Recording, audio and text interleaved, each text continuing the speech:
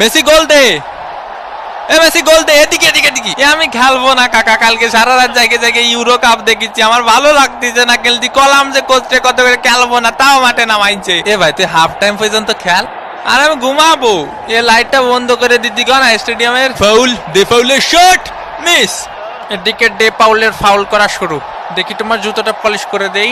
এ কাকা আমি তো ইচ্ছা করে মারিনি, আমি ওইদিকে ছিলাম। বোঝেননি কাকা, আমি তো নিরপরাধ। ও ছিল ওই পাশে, আমি ছিলাম এই পাশে। হয় ওরও কোনো দোষ নেই, তোরও কোনো দোষ নেই, সব দোষ আমার। আমাদের ডে পাউল ফাউল করতেই পারি না। পানি কি খাবো এনে না আবার ক্যামেরা ধরবে না? মেসির লম্বা শট, মিস, একটুর জন্য মিস।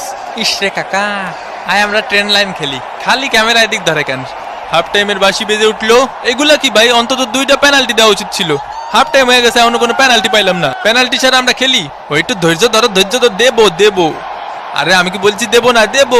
মেসির corner kick, Lautaro Martinez, Argentina এক, সিলি ডাব্বা, মোস্টানা মার্টিনেজের শট। এই খুশিতে একটু পানি খায়নি। একটা পেনাল্টি দেন কাকা। গোল তো পাইছই, তাই বলে পেনাল্টি দেবেন না কাকা? পেনাল্টি পাওয়া আমাকে জন্মগত অধিকার। এরা খালি পেনাল্টি পেনাল্টি করে কে ভাই? কাতার বিশ্বকাপে মেলা পাইছে তো।